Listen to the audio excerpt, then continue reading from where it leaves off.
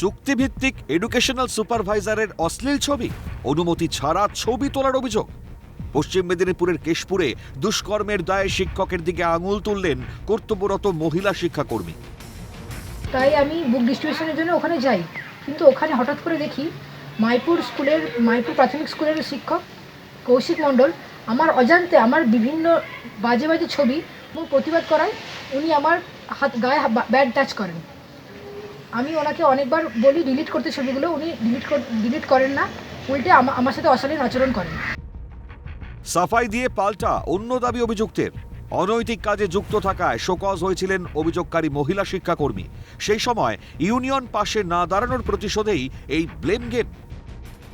উনার নামে BDO sir Keshpur criminal অফেন্সের লেটার ইস্যু করেন। আমার কাছে আমি সংগঠন কেশপুর এক চক্রের সার্কেল প্রেসিডেন্ট আসেন আমার সাহায্য চাইতে, এবং আমি তৎক্ষণাৎ বলে দিই এরূপ কোনো ইলিগেল ক্রিমিনাল কেসের জন্য আমি বা আমার সংগঠন আপনাকে কোনোভাবেই সাহায্য করতে পারবে না।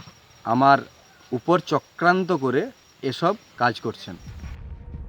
ঊর্ধ্বতন কর্তৃপক্ষের উদাসীন মনোভাব, কেশপুর থানা দ্বারস্থ অভিযোগকারী। ইতিমধ্যেই মামলা রুজু হয়েছে পুলিশে। আমি আমার এসআইকে জানিয়েছি, কিন্তু উনি কিছু বলেননি, উল্টে উদাসীন মনোভাব দেখতে পাই। থেকে আমি যখন বাড়ি যাই, বাড়ি ফেরার পথে চন্দন চক্রবর্তী, তারক পাত্র এবং দীপক রায় আমাকে বলেন যে কোনো দোকানে যেতে বা কোথাও গিয়ে বা এসআই অফিসে ব্যাপারটি মিটমাট করার জন্য। আমি ওনার প্রস্তাবে রাজি না হয় উনি আমাকে হুমকি দেন এবং বলেন দেখে নেবেন কীভাবে আমি অফিসে আসবো। অভিযোগকারী মহিলা শিক্ষাকর্মীর দাবি সত্য নাকি অভিযুক্তের দাবি? তদন্তের ওপর সবটা। অভিষেক চক্রবর্তীর রিপোর্ট, ক্যালকাটা নিউজ।